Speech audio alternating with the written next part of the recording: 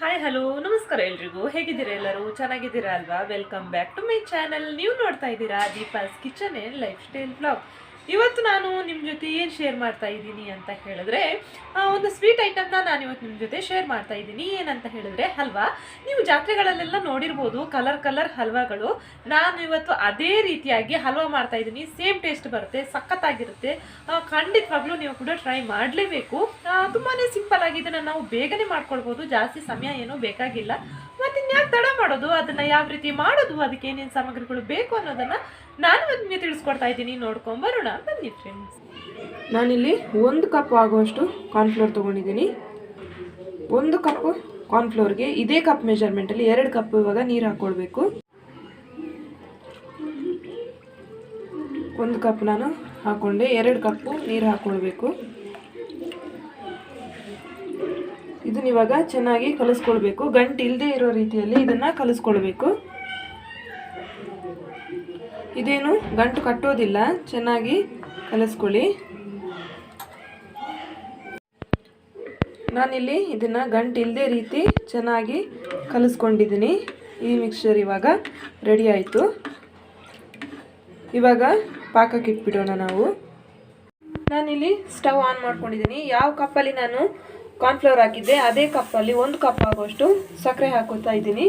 ಅದಕ್ಕೆ ಇವಾಗ ಅದೇ ಕಪ್ ಮೆಜರ್ಮೆಂಟಲ್ಲಿ 1 ಕಪ್ ಆಗುವಷ್ಟು ನೀರು ಹಾಕ್ಕೊಳ್ಬೇಕು. ಇದು ಸಕ್ಕರೆ ಏನು ಪಾಕ ಬರಲಿಕ್ಕಿಲ್ಲ, ಅಂಟು ರೀತಿ ಬರಲಿಕ್ಕಿಲ್ಲ, ಜಸ್ಟ್ ಸಕ್ಕರೆ ಕರಗಿದ್ರೆ ಇವಾಗ ನೀವು ನೋಡ್ತಾ ಇರ್ಬೋದು ಸಕ್ಕರೆ ಎಲ್ಲ ಕರಗಿದೆ. ಇದಕ್ಕೆ ಈ ಟೈಮಲ್ಲಿ ಇವಾಗ ನಾನು ಲೆಮನನ್ನು ಹಿಂಡ್ತಾ ಇದ್ದೀನಿ. ಒಂದು 2 ರಿಂದ 3 ಹನಿಯಷ್ಟು ಸಾಕಾಗುತ್ತೆ. ಸ್ವಲ್ಪ ಲೆಮನನ್ನು ನಾನಿಲ್ಲಿ ಹಿಂಡ್ಕೊಂಡಿದ್ದೀನಿ. ಇದಕ್ಕೆ ಇವಾಗ ನಾನು ಕಾರ್ನ್ಫ್ಲೋರ್ನ ಮಿಕ್ಸ್ ಮಾಡ್ತೀನಿ. ಮಿಕ್ಸ್ ಮಾಡ್ತಾ ಇದ್ದೀನಿ. ನೋಡಿ, ಸ್ಪೂನಲ್ಲಿ ಈ ಥರ ತಿರುಗಿಸ್ತಾ ಹಾಕಿ, ಯಾಕಂದರೆ ಅಡಿಯಲ್ಲಿ ಕುತ್ಕೊಂಡಿರುತ್ತೆ ಕಾರ್ನ್ಫ್ಲೋರ್. ನೋಡಿ, ಈ ಥರ ಮಾಡಿ ಹಾಕಿ.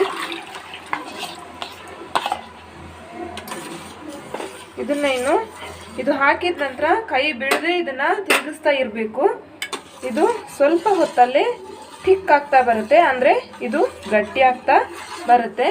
ಕಾರ್ನ್ಫ್ಲೋರ್ ಇದಕ್ಕೆ ಹಾಕಿದ್ಮೇಲೆ ಕೈ ಬಿಡಬೇಡಿ, ಹೀಗೆ ತಿರುಗಿಸ್ತಾನೆ ಇರಬೇಕು.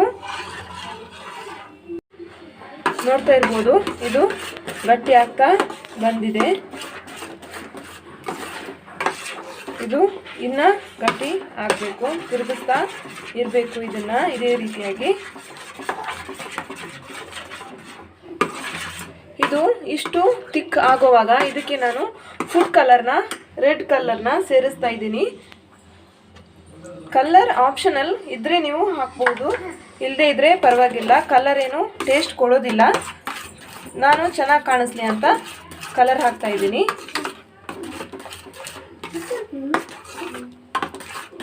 ಹೀಗೆ ತಿರುಗಿಸ್ತಾನೆ ಇರಬೇಕು. ಇದನ್ನು ತುಂಬ ಸುಲಭವಾಗಿ ಇದನ್ನು ನಾವು ಮಾಡ್ಕೊಳ್ಬೋದು, ಏನೂ ಕಷ್ಟ ಇಲ್ಲ ಇದನ್ನು ಮಾಡ್ಕೊಳ್ಳಿಕ್ಕೆ. ಇವಾಗ ಇದಕ್ಕೆ ನಾನು ಸ್ವಲ್ಪ ತುಪ್ಪವನ್ನು ಹಾಕ್ತಾ ಇದ್ದೀನಿ. 2 ರಿಂದ 3 ಟೇಬಲ್ ಸ್ಪೂನ್ ತುಪ್ಪ ತಗೊಳ್ಳಿ. ಫಸ್ಟ್ ಒಂದ್ಸಲ ಸ್ವಲ್ಪ ಹಾಕಿದ್ದೀನಿ ನಾನಿಲ್ಲಿ. ತುಪ್ಪ ಇದಕ್ಕೆ ಚೆನ್ನಾಗಿ ಮಿಕ್ಸ್ ಆಗಬೇಕು, ಅಲ್ಲಿ ತನಕ ಇದನ್ನು ಹೀಗೆ ತಿರುಗಿಸ್ತಾ ಇರಬೇಕು. ಗ್ಯಾಸ್ ಫ್ಲೇಮ್ನ ಮೀಡಿಯಮಲ್ಲಿ ಇಡಿ, ಸ್ಪೀಡಾಗಿ ಇಡಬೇಡಿ.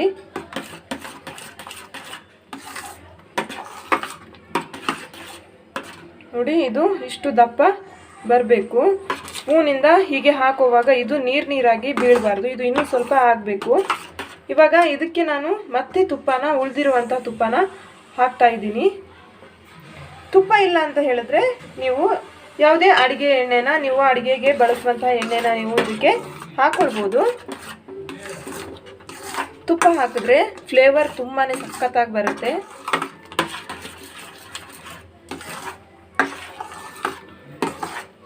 ಸೇಮ್ ನಿಮಗೆ ಬೇಕ್ರಿಗಳಲ್ಲಿ ಯಾವ ರೀತಿ ಸಿಗುತ್ತೆ ನೋಡಿ ಹಲ್ವಾ, ಅದೇ ರೀತಿಯಾಗಿ ಪರ್ಫೆಕ್ಟಾಗಿ ಬರುತ್ತೆ ಇದು.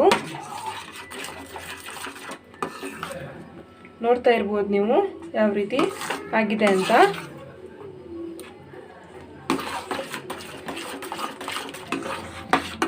ನೋಡ್ತಾ ಇರ್ಬೋದು ಇದು ಗಟ್ಟಿ ಆಗ್ತಾ ಬಂತು. ಇದಕ್ಕೆ ಇವಾಗ ನಾನು ಡ್ರೈ ಫ್ರೂಟ್ಸ್ ಹಾಕೋತಾ ಇದ್ದೀನಿ. ಸ್ವಲ್ಪ ಗೋಡಂಬಿ ಹಾಕೋತಾ ಇದ್ದೀನಿ ಇಲ್ಲಿ. ಆನಂತರ ಸ್ವಲ್ಪ ಬಾದಾಮಿನ ಹಾಕೋತಾ ಇದ್ದೀನಿ. ಡ್ರೈ ಫ್ರೂಟ್ಸ್ ಹಾಕಲೇಬೇಕಂತ ಏನು ಕಂಪಲ್ಸರಿ ಇಲ್ಲ, ಹಾಕಿದ್ರೆ ಅಗಿಯುವಾಗ ಹಲ್ವಾ ನಮಗೆ ತಿನ್ನೋವಾಗ ತುಂಡು ಚೆನ್ನಾಗಿ ಸಿಗುತ್ತೆ. ಅದಕ್ಕೋಸ್ಕರ ಡ್ರೈ ಫ್ರೂಟ್ಸ್ ನಾನಿಲ್ಲಿ ಹಾಕ್ಕೊಂಡಿದ್ದೀನಿ. ಇದಕ್ಕೆ ನೀವು ಪಿಸ್ತಾ ಕೂಡ ಆ್ಯಡ್ ಮಾಡ್ಕೊಳ್ಬೋದು. ಇದು ಇನ್ನು ಒಂದು ಸ್ವಲ್ಪ ಹೊತ್ತು ಇದೇ ರೀತಿ ಮಾಡ್ತಾ ಇರಬೇಕು.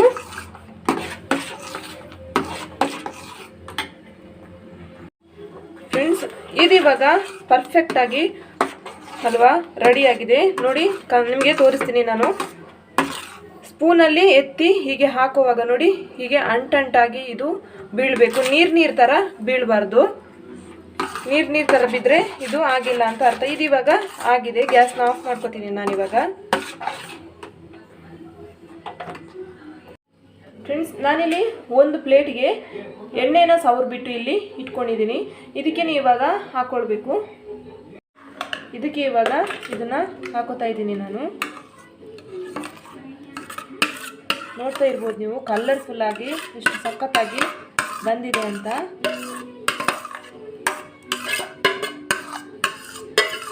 ಹೊರಗಡೆ ಯಾವ ರೀತಿ ಸಿಗುತ್ತೆ ಅದೇ ರೀತಿಯಾಗಿ ನಾವು ಇದನ್ನು ಮನೆಯಲ್ಲೇ ತುಂಬಾ ಸುಲಭವಾಗಿ ಇದನ್ನು ಮಾಡ್ಕೊಳ್ಬೋದು. ನೋಡಿ, ಇದೇ ರೀತಿಯಾಗಿ ಒಂದೇ ಥರ ಸವರ್ಕೊಳ್ಳಿ ತಟ್ಟೆಗೆ. ಇದು ಕಂಪ್ಲೀಟಾಗಿ ತಣ್ಣಗಾಗಬೇಕು. ಆಮೇಲೆ ನಾವು ಇದನ್ನು ಕಟ್ ಮಾಡುವಂಥದ್ದು. ಇದು ಕರೆಕ್ಟಾಗಿ ಸೆಟ್ ಆಗುತ್ತೆ. ಇದು ಇವಾಗ ಆಯಿತು. ಇದು ಕಂಪ್ಲೀಟಾಗಿ ತಣ್ಣಗಾಗಲಿ. ಆ ನಂತರ ನಾನು ಕಟ್ ಮಾಡಿ ತೋರಿಸ್ತೀನಿ ನಿಮಗೆ. ಇದಕ್ಕೆ ನಾನಿವಾಗ ಸ್ವಲ್ಪ ಡ್ರೈ ಫ್ರೂಟ್ಸ್ ಆವಾಗಲೇ ಎತ್ತಿಟ್ಟಿದ್ದೆ, ಅದನ್ನು ಮೇಲ್ಗಡೆಯಿಂದ ಹಾಕ್ತಾ ಇದ್ದೀನಿ.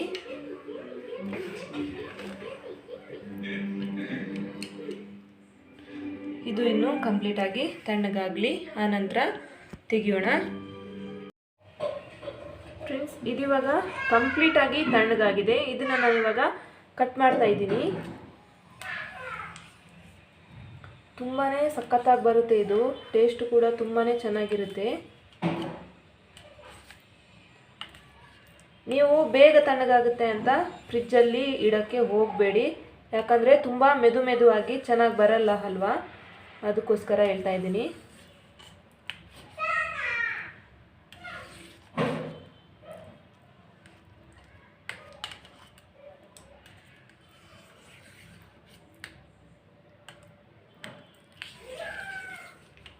ಡ್ರೈ ಫ್ರೂಟ್ಸ್ ಹಾಕಿರೋದ್ರಿಂದ ಮಧ್ಯೆ ಅದು ಸಿಕ್ಕಾಕೊಳ್ತಾ ಇದೆ.